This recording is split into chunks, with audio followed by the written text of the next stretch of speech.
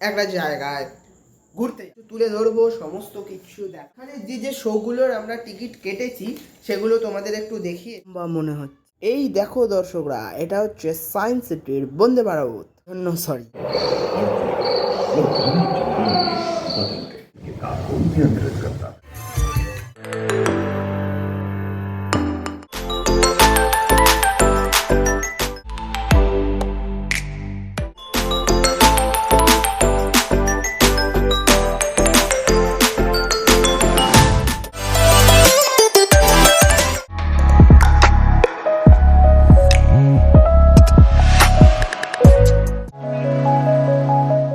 একদম বাড়ির দিকে রওনা হব।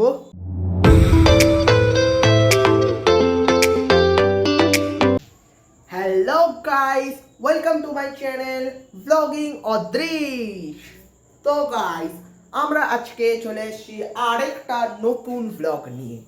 তো আজ আমরা একটা জায়গায় ঘুরতে যাব। তো তোমরা নিশ্চয়ই অনেকে জানো বা অনেকে জানো না, আমার বাড়ি হচ্ছে বেহালা। তো আমি আজকে কোথায় যাব, এনি গেস? একটা ভালো জায়গায় যাব। তো আজকে আমি যাচ্ছি সায়েন্স সিটি। তো ওখানে যাব, গিয়ে ঘুরবো, তোমাদের সাথে সমস্ত কিছু তুলে ধরবো, সমস্ত কিছু দেখাবো, কোনো কিছুই বাদ যাবে না, সব কিছু তোমাদের সামনে তুলে ধরবো। তো তার জন্য দেখতে থাকো আজকের এই ব্লগ। তো এখন বাজে সকাল 10টা। আমি এখন যাব বেহালা 14 নম্বর বাস স্ট্যান্ড। সেখান থেকে দেখি কিভাবে পৌঁছানো যায়। তো পৌঁছে গিয়ে তোমাদের ডিটেলস সমস্ত কিছু জানাচ্ছি। তো আর লেট করব না, আমরা 4 বন্ধু মিলে যাচ্ছি। তো বা বেশি দেরি হলে আবার গালাগাল খেতে হবে, আসলে ওরাও তো এসে দাঁড়িয়ে থাকবে না। তো আর দেরি না করে চলো একেবারে ডাইরেক্ট গিয়ে সায়েন্স সিটিতে দেখা হচ্ছে, ঠিক আছে? তো চলো। তো এক চুটকিতে চলো সায়েন্স সিটি এক চুটকিতে চলে যাওয়া যাক। চলো, 1 2 3, এসে গেছি সায়েন্স সিটি।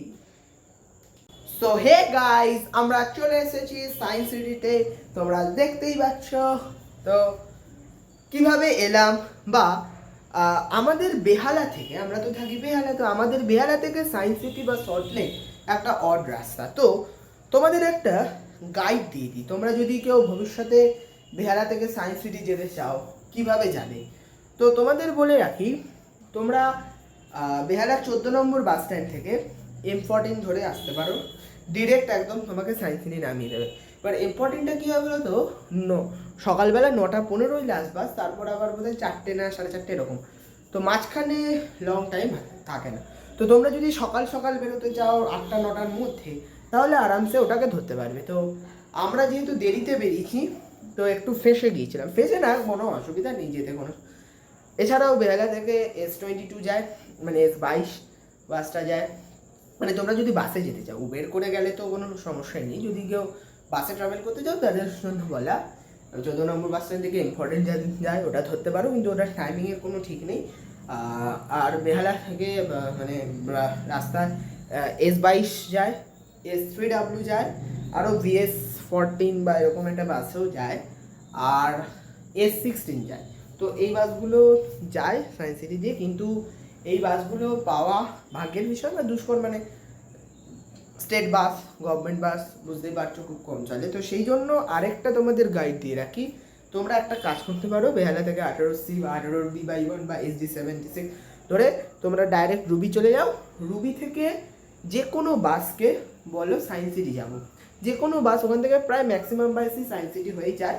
তো ওখান থেকে যে কোনো বাসে উঠে পড়ো, জিজ্ঞাসা করে ওরা তোমাকে সায়েন্স সিটি নামিয়ে দেবে, ঠিক আছে? তো আমি সেভাবেই এলাম, 18C পেলাম, 18Cতে করে রুবিতে নামলাম। রুবিতে নেবে ওখান থেকে কি বারাসাত বি গার্ডেন বা এরকম কি একটা বাস পেয়েছিলাম, ওটা করে ডাইরেক্ট সায়েন্স সিটি চলে এলাম। তো এই হচ্ছে ব্যাপার। তো এবারে আমি বলবো যে এখানে এলাম, এখানে ঢুকতে কত বা এরকম কি চার্জ।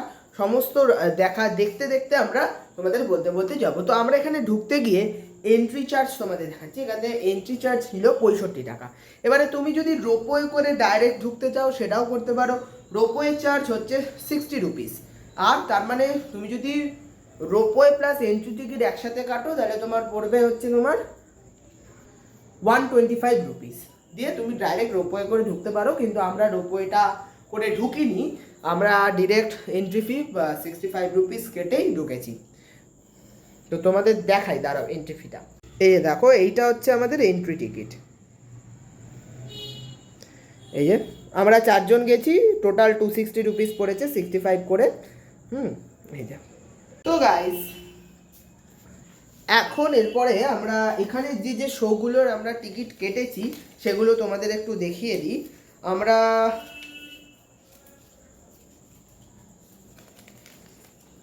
একটা কেটেছি হচ্ছে তোমার,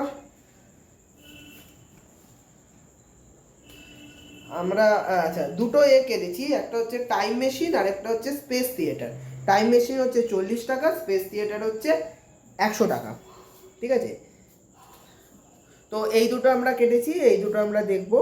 তো তোমাদের বলি, টাইম মেশিন, স্পেস থিয়েটার বা এই সমস্ত যে শোগুলো তোমরা দেখবে আলাদা করে টিকিট কেটে, সেইগুলোতে কিন্তু ফটোগ্রাফি অ্যালাউ নেই। তো আমাদের ক্ষমা করবে, এই সমস্তগুলোর ফটো বা ভিডিওগ্রাফি বা ফটোগ্রাফি তোমাদের দেখাতে পারলাম না, কারণ সেখানে অ্যালাউ নেই। সেখানে ফটোগ্রাফি তুললে পরে জরিমানা করা হচ্ছে, তো সেই জন্য আমরা করতে পারিনি। তার জন্য আমরা সত্যিই দুঃখিত। তো তোমাদের একটু টিকিটগুলো সব দেখিনি, তারপরে তোমাদের সায়েন্স সিটি ঘোরাচ্ছি। এই যে দেখো, এটা হচ্ছে তোমার এই যে টাইম মেশিন 40 টাকা, স্পেস থিয়েটার শো 100 টাকা। 4 জন গেছি, টোটাল তো 400 আর 160, এটা হচ্ছে টিকিট। আর আমরা যেটা গেছি সেটা হচ্ছে এই যে এই একটা দেখো, এগুলো আমি বাড়িতে এসেই করছি, প্যানোরামা অন হিউম্যান ইভলিউশন, ঠিক আছে। এটা প্রত্যেক জনের জন্য নিয়েছে হচ্ছে, এক সেকেন্ড বলে দিচ্ছি, এই যে প্যানোরামা এবং অ্যান্ড হিউম্যান ইভলিউশন, এটা হচ্ছে 50 টাকা করে, আর ডার্ক রাইড 35 টাকা করে। এই দুটো মোটামুটি এই কটা আমরা টিকিট দিয়ে দেখেছি, আর বাকি সব 65 টাকার টিকিটে। তো দেখো, এটা হচ্ছে অনন্তকূপ বা ইনফাইনাইট ওয়েল। তো এটা ভিডিওতে বোঝা যাচ্ছে কিনা জানি না, এখান থেকে মানে পুরোটা আর কি, মানে এখান থেকে মানে যতটা দেখা যাচ্ছে মানে এটা শেষই হচ্ছে না, পুরো ইনফাইনাইট মানে দেখা যাচ্ছে, এখানে বোঝা যাচ্ছে না ভিডিওতে ঠিক, মানে আমরা তো রিয়েলিস্টিক দেখেছি। তো গুইস, সায়েন্স সিটিতে এসে পাখি দেখলাম। দেখো, সায়েন্স সিটিতে এসেও যে হাঁস বা এই ধরনের পাখি দেখবো ভাবাই যায় না, না একদম। দেখো গাইস, হাওয়ায় বল ভাসছে। আমরা চলে এসেছি সায়েন্স সিটিতে।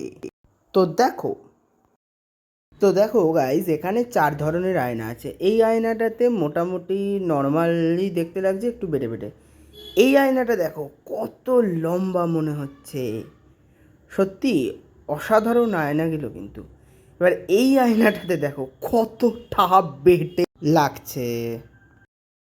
তো এখানে দর্শকরা এরকম প্রচুর ধরনের সুন্দর সুন্দর জিনিস আছে, যেগুলো বিজ্ঞান ভিত্তিক, সমস্ত কিছু তো দেখানো সম্ভবও নয়, এত জিনিস। সেগুলোর মধ্যে আমি চেষ্টা করলাম অনেক কিছু তুলে ধরার। অভিজ্ঞতার জন্য অবশ্যই নিজে একদিন সময় করে আসো, সারা সকাল টাইম নিয়ে এসে দেখে যাও। আমি বলছি খুব সুন্দর লাগবে। এই দেখো দর্শকরা, এটা হচ্ছে সায়েন্স সিটির বন্দে ভারত। সো এটা বেসিক্যালি একটা রোড ট্রেন, এটা টিকিট 25 টাকা করে। তো আমরা আর উঠিনি এটা, তো এটা বাইরে থেকেই দেখে নাও। তো তোমরা চাইলে এখানে আসলে পরে এতে উঠে অভিজ্ঞতা বলতে পারো, আর কারোর যদি এতে চড়ার অভিজ্ঞতা থেকে থাকে, কেমন অভিজ্ঞতা অবশ্যই জানি।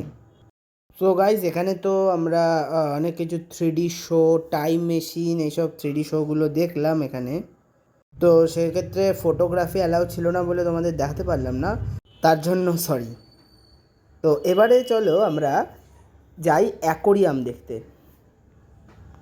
তো এইখান থেকে শুরু হচ্ছে সায়েন্স সিটির অ্যাকোরিয়াম। তো চলো তোমাদের দেখাই এখানে কি কি মাছ আছে। তো দেখো, এই মাছটার নাম হচ্ছে মোনো অ্যাঞ্জেল।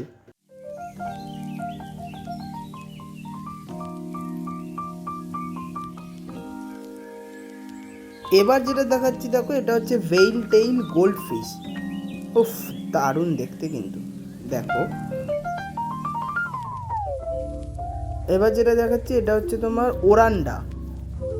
ওরান্ডা এটার নাম।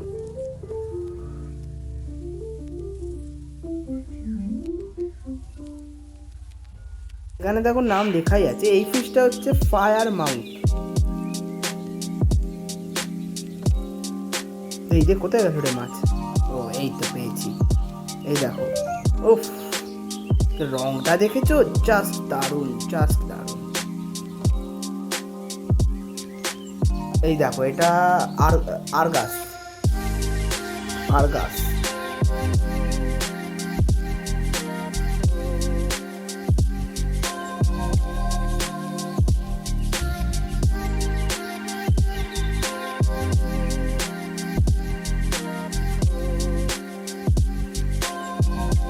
এই মাছটা হচ্ছে ডিসকাস। দেখো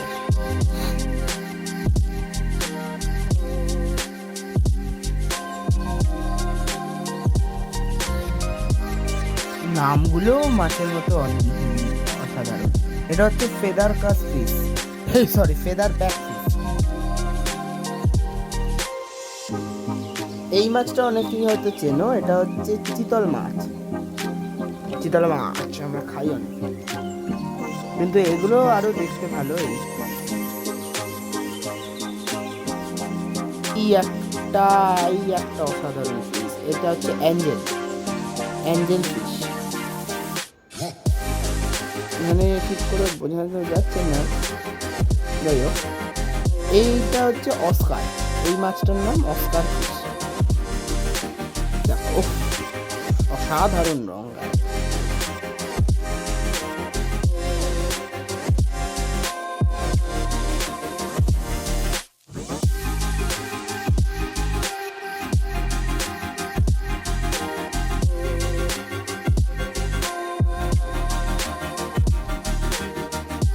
এই মাছটা দেখো, এটার নাম না হচ্ছে এশিয়াটিকা।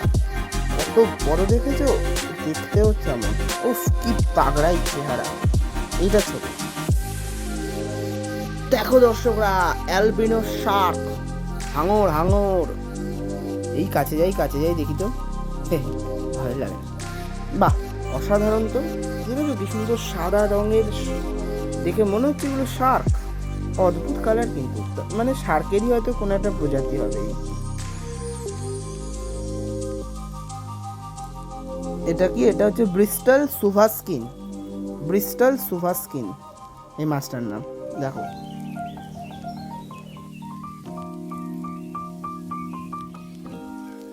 এটা হচ্ছে প্লোকোস্টমাস।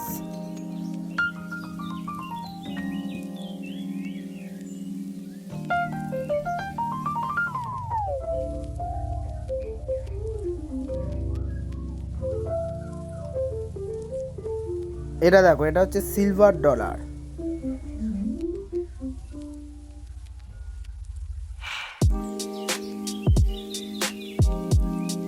এটাও শার্কের আরেকটা প্রজাতি, এটা হচ্ছে টাইগার শার্ক।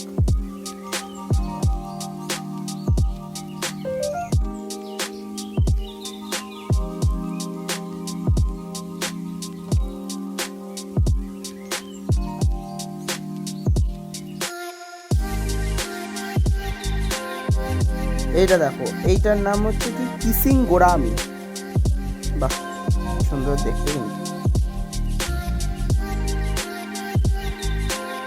এইটা হচ্ছে সবচেয়ে সাংঘাতিক মাছ, পিরানহা। মানুষের মাংস খায় কিন্তু এগুলো, এখানে প্রিজার্ভ করে রাখা হয়েছে তাই। ওফ কি চেহারা! এই আমাকে খেতে এলো। এই রে চলে গেল। ডাকি এই কি বিকট বড়, কি বিকট চেহারা, দেখেছো? অসাধারণ। এই ধরনের মাছগুলো কিভাবে দেখতেছে এত সুন্দর করে, এখনো ভাবা যায় না।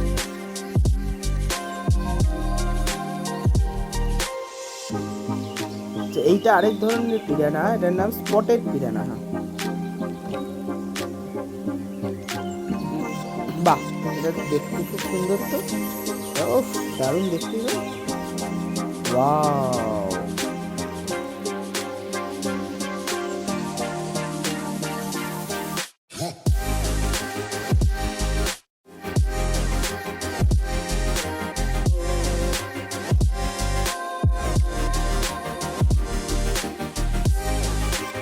এটা হচ্ছে কই কাঠ, অনেকগুলো রঙের আছে, তো অনেক আছে। এই মাছটা হলো বার্শ। এই একটা শার্ক দেখো, এটা হচ্ছে সিলভার শার্ক। এটা একটা পরিচিত মাছ, মানে নাম হয়তো তোমরা অনেকেই শুনেছো। এই দেখো পুরো কালারটা কি সুন্দর, দেখো পুরো মনে হচ্ছে সিলভার, মানে রূপোর একদম মনে হচ্ছে। এই মাছটা হচ্ছে সেভেরাম। ওই ওই ওই ওই ওই আয় আয় আয়। দেখো এটা আরেকটা পিরানাহার প্রজাতির, রেড পিরানাহা। কি চেহারা মারি! সত্যি অ্যাকোয়ারিয়ামের মাছগুলো দারুণ। এই একটা মাছগুলো সত্যি ভালো। এটা দেখো, এটা হচ্ছে গোড়ামি। কোথায় গেল রে? এই যে দেখো ছোট ছোট। এরপর এটা দেখো প্যারট ফিশ। এটা হচ্ছে প্যারট ফিশ।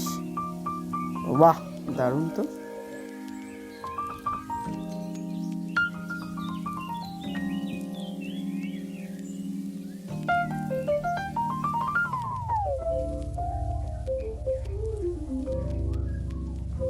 ছোট ছোট মাছ ভর্তি, উড়ে না। এগুলোর নাম হচ্ছে টেট্রা। সাবাস, কতগুলো! সাধারণ অ্যাকোয়ারিয়ামটা দারুণ লাগলো, সবচেয়ে ভালো লাগছে অ্যাকোয়ারিয়ামটা। এই এটা একটা দেখো কই কাঠ, এটাও এক ধরনের কই। আয় আয় আয়। এটা দেখো কত বড় বাবা, দু রকম কালার, একটা হলুদ আর সোনালি রং আর কি। এই একটা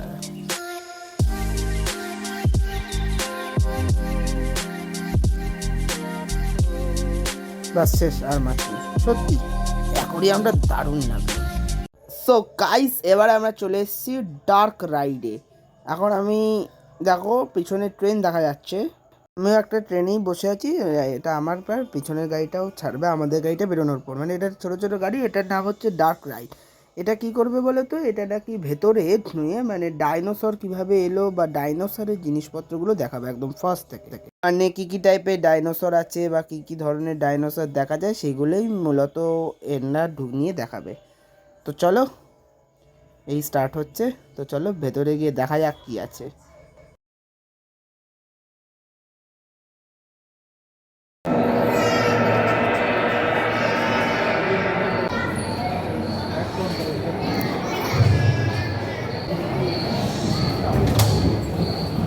जैसे किसी 460 करोड़ वर्ष पहले प्रचंड धूल के बवंडर से हमारे सौर जगत का जन्म हुआ। धीरे धीरे धीरे स्टोमैटोफाइट प्रकाश संश्लेषण के द्वारा वायुमंडल में ऑक्सीजन को वायुमंडल में ऑक्सीजन के स्तर में निरंतर वृद्धि से 120 करोड़ वर्ष पहले এই দেখো ডাইনোসর বসে আছে, দেখো এই দেখো উড়ে না, দারুণ পালিয়েছে, সেরা সেরা। जो बढ़ते वो घने जंगलों में बदल गए। घूम, मकड़े, आदिम पंखहीन पतंग एवं एक टेगा जैसे उभयचर प्राणियों का आविर्भाव हुआ। सरीसृप जैसे स्तनपायी डायमेट्रोडोन प्रकट हुए, जिसकी पीठ पर नौका के पाल की तरह एक अंग था जो ताप को नियंत्रित रखने में मदद करता है। सरीसृप की तरह ही एक अन्य स्तनपायी प्राणी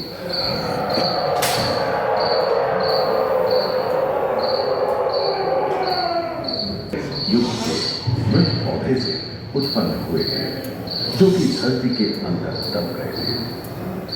उन दिनों पृथ्वी की मृगों, कछुओं और मगरमच्छों का जन्म लगभग 22 करोड़ वर्ष पहले इस धरती पर हुआ था। प्रथम स्तनपायी जीव मेगालोस्ट्रोडोन चूहे जैसे आकार करता है। प्राचीन संस्कृत समाप्त होने लगे थे और उनकी जगह डायनासोर ने ले लिया था। ये घटना प्राय 20 करोड़ वर्ष पहले घटी। डायनासोर विभिन्न आकार एवं সেরা সেরা और দারুণ। धरती के कोने कोने में फैल गए थे एवं जलवायु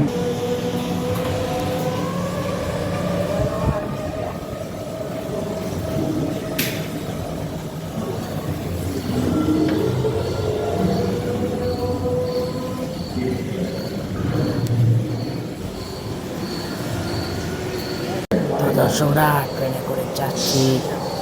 হা হা হা, ডাইনোসর। समुद्र आकाश और सागर में छाते हैं। Dinosaurs समुद्र में रहते हैं। सबसे प्राचीन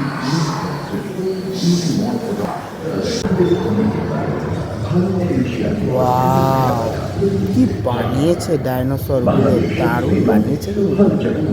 কি দর্শকরা, তোমাদের কেমন লাগছে? কি গাইস, তোমাদের কেমন লাগছে ডাইনোসর? কমেন্টে জানিও। आए भूकंप से विभिन्न भौगोलिक आकार एवं आकृतियां निर्मित हुई। स्पाइनोसॉरस के पीठ पर नौका के द्वार की तरह एक अंग हुआ करता था, जिससे वो अपने शरीर के ताप को नियंत्रित करता था। অসাধারণ বানিয়েছে एवं समुद्री गर्भ के ট্রেনে করে রাইড হচ্ছে প্লাস ডাইনোসর। অ্যান্ড এখানে কিন্তু ডিটেলসে বলেও দিচ্ছে বা কোন ডাইনোসর কীভাবে এসছে হিন্দিতে। পুরে বাপরে বাপ, দারুণ দারুণ বানিয়েছে সত্যি, অসাধারণ। जंतुओं का विकास स्वतंत्र रूप से शुरू हुआ। सबसे पहले पुष्प वाले पौधे धरती पर विकसित हुए एवं परागण के लिए कीट पतंगों के साथ संपर्क स्थापित हुआ। वे तेजी से धरती पर बढ़ने लगे। इसी समय पहली बार धरती पर सांपों का जन्म हुआ। डायनासोर में सबसे भयंकर था टिरानोसॉरस।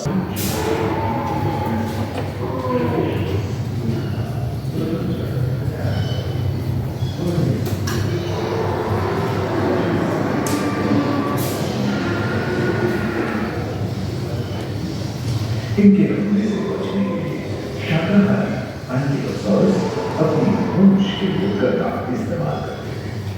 सभी डायनासोर प्राय 6.5 करोड़ वर्ष पहले विलुप्त हो चुके थे। विशाल डायनासोर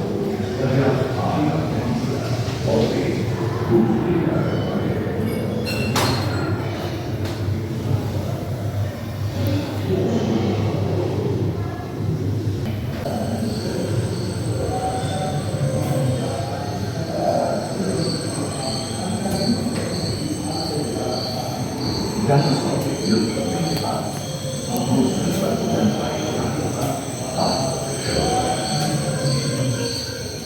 पर्याप्त मात्रा में आहार उपलब्ध होने के कारण छोटे छोटे स्तनपायी प्राणी बड़े आकार में बदलते गए।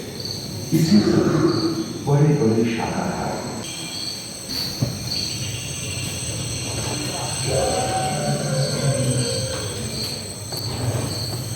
हाथी के पूर्वज डायनोथेरियन और घोड़े के पूर्वज यूहिपस की उत्पत्ति हुई, जो आज के हाथी और घोड़े में रूपांतरित हुए। लेमूर, टर्सियर जैसे प्राइमेट भी इसी युग में पैदा हुए। खोखली अस्थियों वाले आज के दिनों के पक्षी इन्हीं दिनों जन्मे थे। डायाट्राइमा जैसे बड़े एवं उड़ने में अक्षम पक्षी उन जगहों में रहते थे जहां मांसाहारी बड़े स्तनपायी समय में आदि मनुष्यों का भी आविर्भाव हुआ। जलवायु में এইটা বানিয়েছে দেখো, ওয়ারে বাহ, ফ্যান্টাস্টিক সত্যি। ডাইনোসরগুলো যে বানিয়েছে না, দারুণ, মানে দেখলে একদম রিয়েল রিয়েল, একদম এসে তোমরা দেখে যাও। সত্যি বলছি, দেখা সার্থক। আজকে আমার এখানে ঘোরার সত্যি সার্থক। जो 20 लाख वर्ष पहले शुरू हुआ था। रोएदार कैंडी, रोएदार स्तनपायी और कस्तूरी कायों ने अपने शरीर के रोमों की सहायता से शीतल जलवायु के साथ तालमेल बैठा लिया था। पुष्ट गुंबद आकार के खोलनुमा ग्लाइकोडोन जैसे विशाल पर्वतों भी उन और विज्ञान और तकनीक तथा अत्याधुनिक গাইস, যাত্রা শেষ, দরজা খুলে যাচ্ছে, আমরা চলে যাচ্ছি। সত্যি এটা দারুণ লাগলো ডাইনোসর। ডাক রাইডটা সত্যি দারুণ। তো গাইস, বিকেল হয়ে গেছে আর এখানে শুরু হয়ে গেছে ফোয়ারা শো। দেখো, দেখতে থাকো, দারুণ।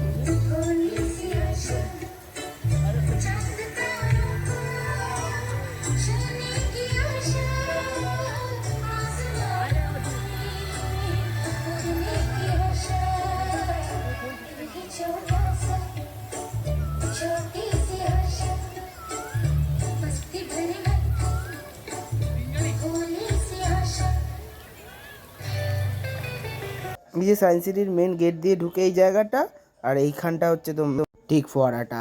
এইখানটা নাকি রোজই বিকেলে এরকম শো হয়। সো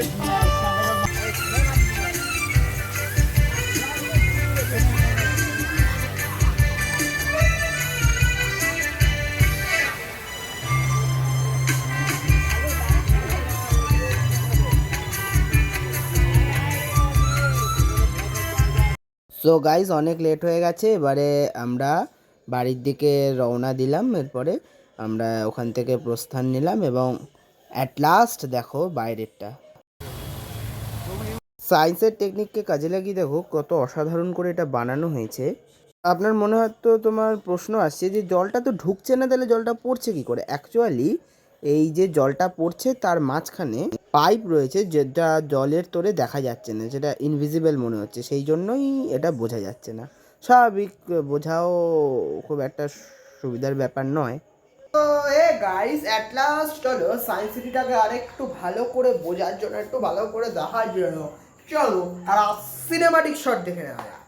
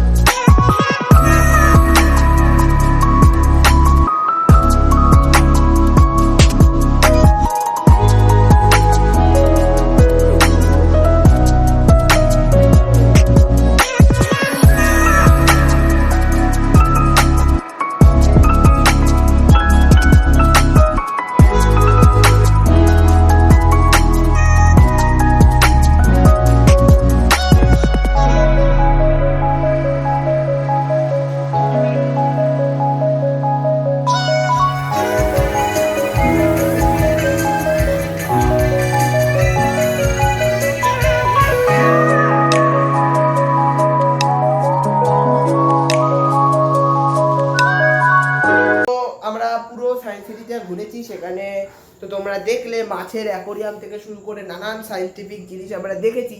তো প্রচুর জিনিস আছে এখানে। তো এখানে তোমরা যদি সবচেয়ে ভালো এখানে তোমরা চলে আসো, এসে আনন্দ করো, মস্তি করো, সুন্দর করে দেখে যাও। এখানে একটা সুন্দর পার্ক রয়েছে, পুরো সায়েন্স পার্ক, জিমনাস্টিক্স পার্ক, এছাড়াও আরও সায়েন্সের বিভিন্ন জিনিস আছে, ভালো ভালো জিনিস, সমস্ত কিছু দেখে আমাদের চারজনেরই আমি এখানে রয়েছে, আমাদের খুব ভালো লাগলো, খুব সুন্দর লাগলো। তো তোমরাও চাইলে এসে দেখে যেতে পারো, অবশ্যই আসো, এসে সায়েন্স সিটি ঘুরে যাও, ভালো লাগবে।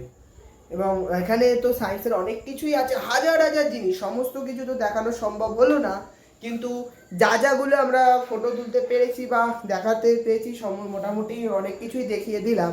তো সব কিছু দেখানো সম্ভব হলো না, তার জন্য আমাদের ক্ষমা করো।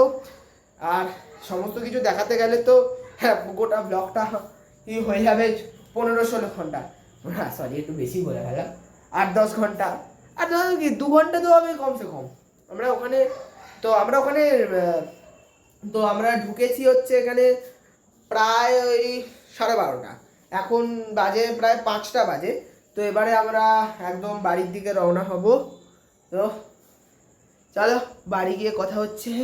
আমরা খুবই টায়ার্ড, সারাদিন এখানে ঘুরছি রয়েছি, তারপরে এই গরম। তো চলো বাড়ি যাওয়া যাক, বাড়ি গিয়ে দেখা হচ্ছে। সো গাইস আমি এই সবে বাড়ি ঢুকলাম। তো এখন খুবই টায়ার্ড, মনে হচ্ছে শুয়ে পড়ি, বিশাল গরম। আর আমরা এমনভাবে এলাম না, S22 ওখানে দাঁড়ালাম, সঙ্গে সঙ্গে S22 পেয়ে গেলাম, কিন্তু এত ভিড়, এত চাপি ঠাসাঠাসির মধ্যে খুব অবস্থা খারাপ হয়ে গেছে আমার।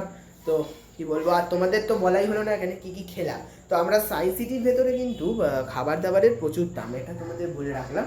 ওখানে খাবার দাবারের অনেক বেশি রেট চাইছে, ওখানে 10 টাকার আইসক্রিম চাচ্ছে 30 টাকা, 20 টাকার আইসক্রিম চাচ্ছে 40 টাকা, মানে ডবল 3 ডবল দাম। তো আমরা সেখানে বেশি কিছু খাইনি, ওখানে ফার্স্টে আমরা ঢোকার আগে একটা শরবত খেয়েছিলাম, আর তারপরে ভেতরে আমরা খেলছিলাম চিকেন প্যাটিস। পরে আমরা বেহালায় ঢুকে গিয়ে হাজি থেকে খেলাম এক চিকেন রোল নিয়ে খেলাম। আর এর স্বাদ তো বেহালাবাসীদের কাছে আর বলার দরকার নেই যে কেমন স্বাদ, তোমরা সবাই জানো এর কেমন স্বাদ। তো এই নিয়ে, আর এখন সত্যি খুব টায়ার্ড, এই গরম, বিশাল গরম, অনেক কষ্টে বাড়ি ফিরেছি, এবারে একটু রেস্ট দেব। তো আজকের ব্লগ এই পর্যন্তই, আবার দেখা হচ্ছে নেক্সট ব্লগে।